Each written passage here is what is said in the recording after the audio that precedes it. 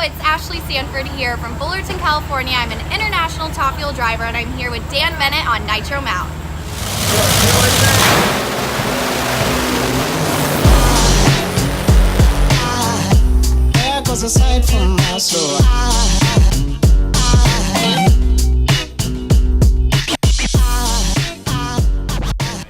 Ashley, what's your race theme for 2019?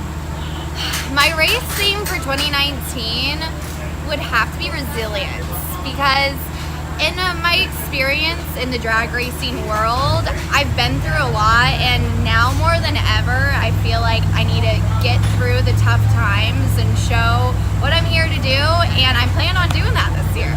Awesome. And what did 2018 teach you in drag racing? 2018 definitely taught me patience, and it taught me that, even though you work extremely hard, you have to trust in the process. I have a lot of faith in God, and I believe that things are meant to be when they're meant to be, and you can't let yourself get too far down, and you have to believe that it's happening for a reason, and just got to keep pushing and keep waiting for the right thing to happen, because even though my dream was to get out for 2019 and be starting full-time in the Nitro class, and that fortunately isn't happening as of right now, doesn't mean it still can't happen. Just got to keep having that patience and keep pushing forward. Absolutely. Ashley Sanford had the lane choice, taking the lane closest to camera here. Both cars out. Looks like Splat's got a cylinder out. Sanford gets the win. She goes through with a 3:83, her quickest pass here in Australia. So you're working with Alan Johnson in the NHRA. What's been the best piece of advice he's given you so far? And I think this, to me, it was advice, but it wasn't, pronounced me as advice. We recently had a conversation and sat down together, feeling a little defeated after losing a title sponsor that we were hoping to debut at the February Winter Nationals in Pomona. And he looked at me and said, together, if no one else, can find anything, they would be crazy not to come this way. And hearing that from Alan Johnson saying, everyone's on the same boat right now looking for those sponsors, knowing that they have an option to come between myself and Alan Johnson, they're crazy. That is the biggest compliment ever, because that he has that faith in me, knowing that we could be a powerhouse team, and he still believes in that, even though the odds are trying to push against us. That is just the piece of advice that I needed to say. Don't give up. You have someone who believes in you and who believes we could really do some incredible things. If you could take race fans behind the scene of an NHRA or 400 Thunder event, what would you want them to see or experience? All this behind me, because people don't realize, with other motorsports, there is a big wall that you can't get behind to really feel involved with the team. And when you come out to an event like this with drag racing, there's one tiny little thin line there, and we open it up all the time. You are more than welcome to come in the pits with us, learn about the cars, talk to the drivers, and really immerse yourself in the full experience that really connects you with the cars and drivers. And I think it makes it such more of a personal motorsports experience that you could get anywhere else. Absolutely. What advice would you give to young racers about a career in drag racing or just starting out? I think my biggest piece of advice is, and I'm still learning a lot, it's just you really have to believe in yourself, number one. And number two is you can't give up, because and those two things, even though they're cliches, they are so important, because you're going to go out, you're going to go to sponsor meetings, you're going to reach out, do cold calls, and you're going to get that door slammed in your face time after time, but you have to keep going, and you can't give up. You have to believe in yourself. The days you feel like this is going nowhere, what am I doing? They suck. It's going to be tough, but you're going to have to gain some thick skin.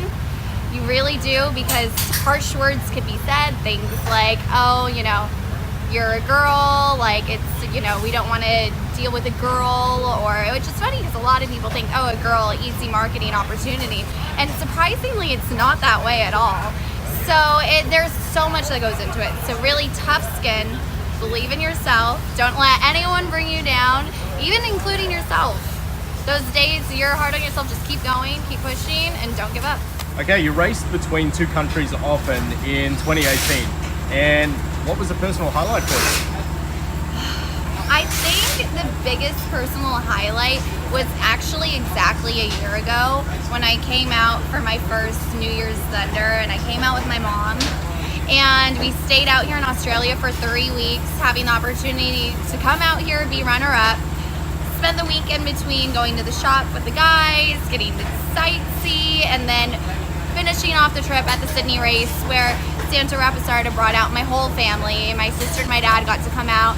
And for me, it was just such a special experience that in a way it felt like I got to give back to my family and get to take them somewhere they never thought they'd be able to go before.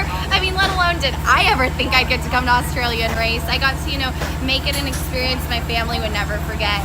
And I think that set the tone for 2018. And to be here again for 2019, it's just got me pumped all over again. Your ideal time of day or night as a driver going into pre-stage? Night. There's something about, and I mean, it's funny because it's totally not what you think of Friday night or Saturday night lights when the stadium lights are just hitting down on the track.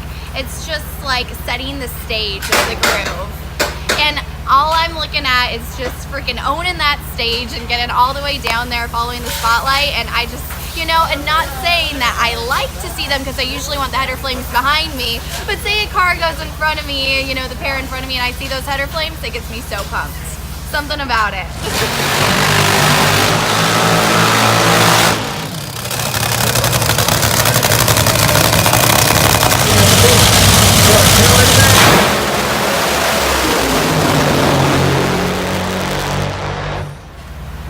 So where do you see NHRA and 400 Thunder racing in 5 years? Well, right now it's such a crazy time with social media and internet growth, and I know both the NHRA and 400 Thunder are totally behind these times. So I hope, and I mean, there's so much that can happen. I just hope that we're able to grasp onto this younger generation and utilize that drag racing is over in seconds. And nowadays, most kids just want to get on their phone and look at something for 5 seconds and, they're on to the next. So to me, this is like the perfect matchup for us to utilize a way to really incorporate the internet, social media, and bring that new audience in here. I would love to see that happen. And I believe with the help of drivers like myself, team owners, and the organizations themselves, we can do that. Does Ashley Sanford have any pre-race routines or rituals to get into race mode? It's funny, again, kind of going back to my personality, who I am is just more of a upbeat, like, oh, here we go, let's just have some fun. And the biggest thing that I do every time is I have to go around to every crew member, give them a nice high five, feel the power, feel the love from the whole crew who's been working their butts off to make this happen, get us all pumped in that way together. Go around, and I have to always hop in on the left side, facing forward. That's my thing. Can't get into the right side, can't get on that side, have to get on this side. And then other than that, I just get in, take a few deep breaths, thank God for letting me be in this moment, and tell them let's have some fun. I do that every time.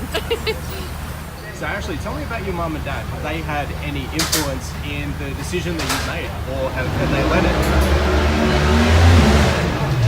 Absolutely. And it was never anything that was pressured against me too. It's just that I grew up watching my dad stay on drag race, and long story short, I'll backtrack before that, my dad was just always an adrenaline seeker, and he actually was super into buggies. So he was that off-roading guy and was raced in those, but unfortunately got in a really major accident that he was grateful enough to survive. After that, my mom said, if you're ever doing anything like that again, you're doing it with one seat so you can't hurt anyone else. That's when he found dragsters, fell in love. I was about 8 or 9 years old. And so at that point, I mean, there was, I was really finding interest and passion in things.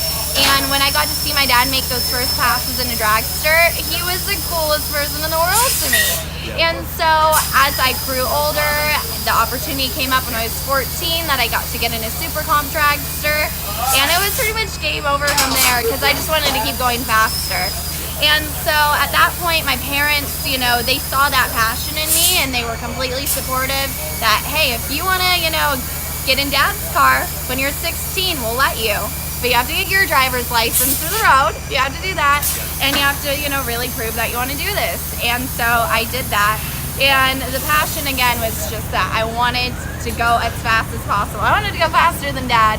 And so at that point, once I got to get in a blown alcohol stand dragster, it was pretty clear to them, and I know they can say this, that I was extremely passionate behind the wheel and they trusted me because they got a lot of doubters. I think more than anything, people would ask them, like, how dare you, like, let your daughter get behind such a dangerous vehicle at such a young age? And to them, they were just understanding my love and they trusted me. They trusted, you know, my direction of understanding the car and knowing how to drive it.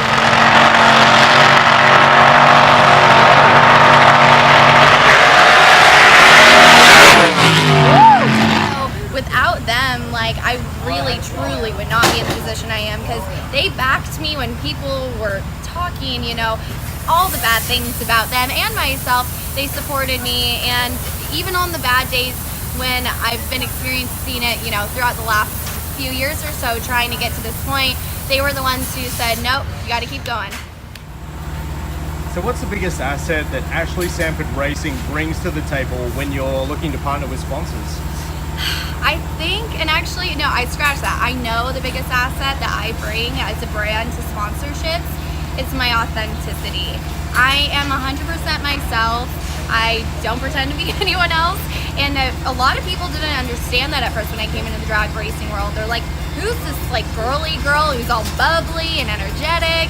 When you like look around and you see some of the other drivers all tough and rough and serious, and that's just not who I am. But when I put my helmet on, oh, that's what you get. But in the meantime, I am a loving and caring, compassionate person, and I grew up coming to the races and being absolutely in awe of drivers and the people who would come over and get down to my level and sign my autographs. It imprinted with me, and I want to carry that on and spread that as much as I can to the future fans who are already out here, and let them know who I'm all about. And that's just a girl who had a dream, a girl who had a dream of going out and racing Top Fuel, and she's made that happen, and she's completely grateful for every moment she gets to be in one of these cars.